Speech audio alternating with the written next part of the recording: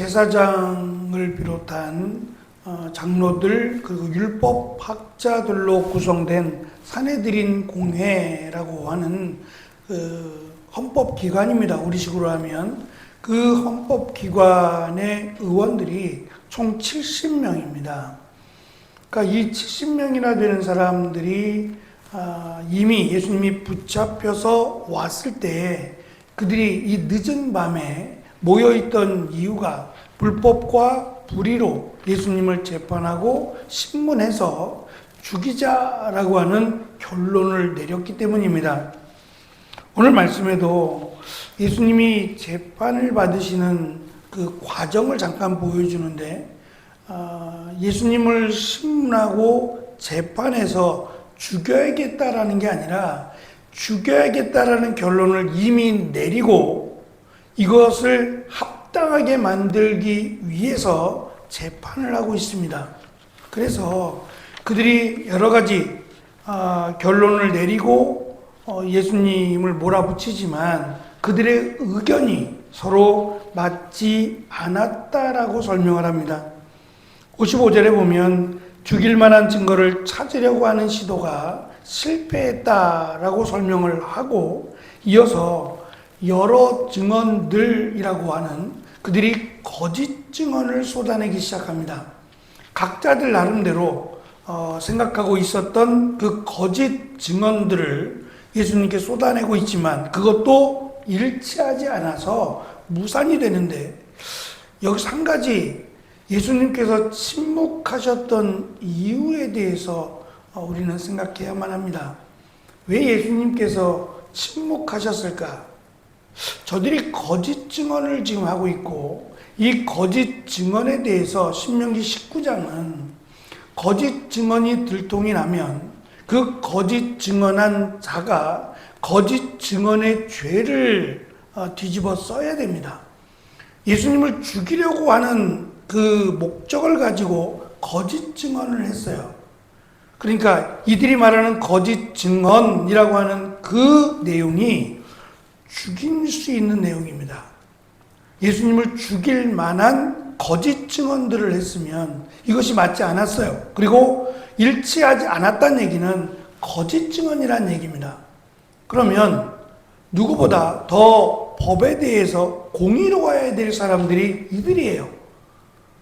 지금 예수님을 재판하기 위해서 모였고 이들이 법이라고 하는 것을 잣대로 대서 예수님을 죽이는 것이 합법화라고 하는 것을 지금 합법화시키기 위해서 모였으니까 이들이 거짓 증언을 했다라는 것이 드러나면 이들이 죽어야 돼요. 거짓 증언한 것에 대해서 책임을 묻고 이들이 죽어야 되는 것이 마땅한데 이들에게는 그 어떠한 손해도 입히지 않아요. 자기들끼리 거짓 증언이 들통이 나도 누구 하나 거짓 증언이다 라고 말하지 않는다는 거예요. 그러니 더 이상 법이 의미가 없고 더 이상 이들에게 공의는 이미 사라져버린 지 오래예요. 이들에게 무슨 말을 하겠냐 말이에요. 더 이상 하나님을 믿는다라고 하는 모습조차 보이지 않는, 그래서 어떻게 하면 자기들이 바라는 목적을 이룰까 여기에만 관심이 있고 온갖 불의와 불법을 자행하고 있는 이들에게 예수님이 뭐라고 말씀하실 수 있겠어요? 어떠한 기회를 줘야 이들이 회개하겠는가? 더 이상 이들에게는 어떠한 기회조차 무의미하다라고 하는 의미가 지금 예수님의 침묵에 담겨 있습니다. 어떠한 사람들로 소개되는 이들이 의견의 일치가 이루어지지 않고 그들이 거짓 증언한 것이 부끄러웠든지 이번에는 완벽하다 싶을 만큼 누구도 말이 맞지 않다라고 여기지 않을 만한 내용을 들고 나옵니다. 그것이 뭐냐면 내가 손으로 지은 성전을 헐고 3일 만에 손으로 짓지 않은 다른 성전을 세우겠다라는 말을 했다는 거예요. 이것이 왜 예수님을 죽이는 이유가 되느냐 하면 우리가 사도행전 7장에서 스데반 집사가 돌에 맞아 죽을 때 그가 했던 말이 있습니다. 하나님께서 손으로 지은 성전에 계시지 않는다라는 이 주장 때문인데, 손으로 지은 성전이라고 하는 이 표현이 성전이 우상이다라고 하는 말과 동일한 말이에요. 그러니까 성전이 우상이 되어서 하나님이 그곳에 계시지 않는다라는 말이 하나님을 우상화시켰고, 그리고 이 성전 자체를 우상화시켰다라는 것 때문에 분노한 겁니다.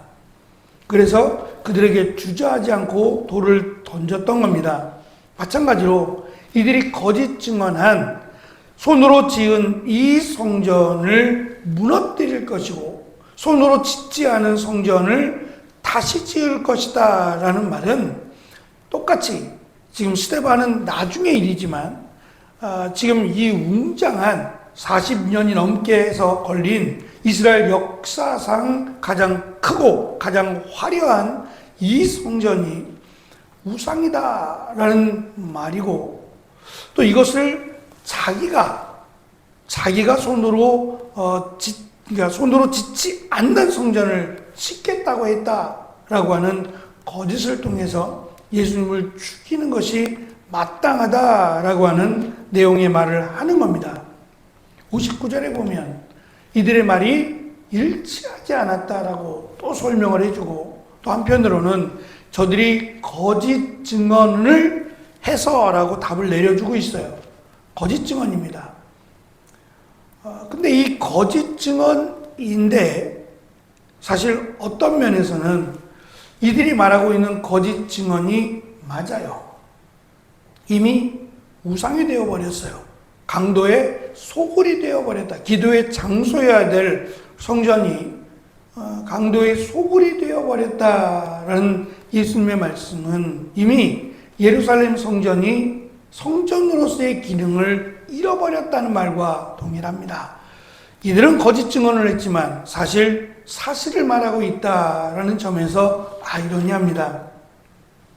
결국 우왕좌왕하고 이 70명이라 되는 나름 이스라엘을 대표하는 이들이 예수님 한 사람을 감당할 수 없어서 우왕좌왕하는 참 어리석은 모습 가운데 결정적으로 대제사장이 예수님께 질문을 합니다. 당신이 찬양받으실 분의 아들 그리스도냐라는 질문이었어요.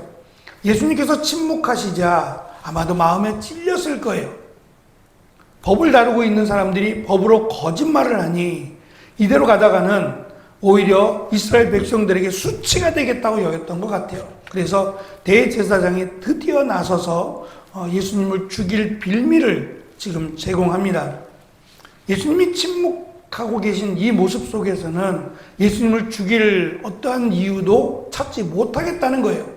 그래서 예수님이 마지막 공생의 끝에 가서 늘 말씀하셨던 내가 메시아다, 너희들이 그토록 기다리던 메시아다라는 것을 공식적으로 가르쳐 주셨어요. 제자들에게 뿐만 아니라 이스라엘 백성들에게도 가르쳐 주셨고, 이스라엘 백성들은 예수님을 메시아로 믿었어요. 그래서 예수님에게 호산나 다윗의 자손이여라며 우리를 구원해달라고까지 요청을 했습니다.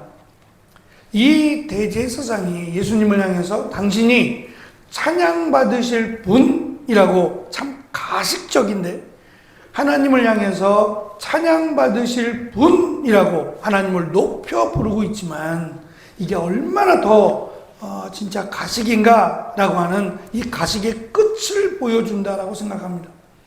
그 하나님의 아들이라고 하면 지금 말하고 있는 하나님의 아들이라고 하는 이 표현도 유대인들에게는, 이스라엘 백성들에게는 유대인의 왕이에요. 메시아가, 하나님의 아들인 메시아가 오셔서 유대인의 왕이 되신다라고 하는 기대를 가지고 있었기 때문에 예수님에게 하나님의 아들 메시아냐라고 하는 질문은 또 다른 면에서 메시아이기도 하지만 유대인의 왕이다라고 하는 질문이기도 합니다. 나중에 15장 2절에 예수님을 빌라도에게로 데리고 갔을 때 이 로마에서 보낸 총독이죠. 로마 사람 빌라도가 예수님을 만나서 첫 번째 했던 이야기가 말이 당신이 유대인의 왕이냐라고 하는 질문이었어요. 그러니까 하나님의 아들 메시아라고 하는 말은 곧 유대인의 왕이라고 하는 말과 동일해요. 이미 로마에서는 헤롯이라고 하는 사람을 이스라엘의 왕으로 허락을 했어요.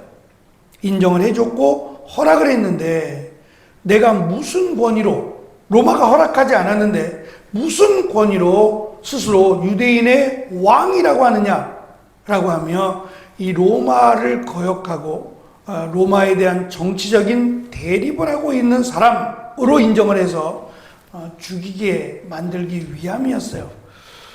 처절하리만큼 예수님을 죽이려고 하는 이유, 그 이면에는, 그리고 이 야심한 밤에 예수님을 불의와 불법으로 신문하는 그 이유도 결국은 자신들의 자리를 지키기 위한 이 물질에 대한, 그리고 권위에 대한 이 탐욕 때문입니다. 이것만 내려놨더라도 적어도 예수님을 죽이려고 하지 않았을 것이고 회개의 기회가 있었으리라 생각합니다.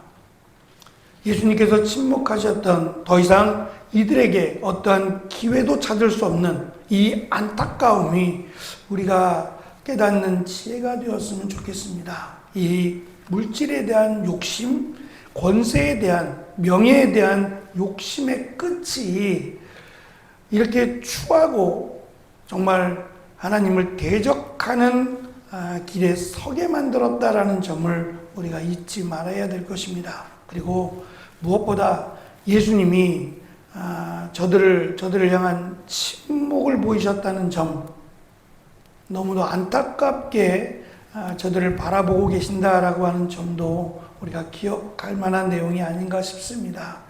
기도의 자리에 나올 수 있고 하나님의 말씀을 듣기를 원한다라는 것 자체가 저는 은혜인 것 같아요.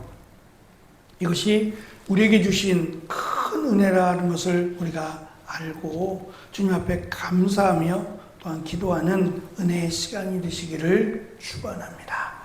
기도하겠습니다.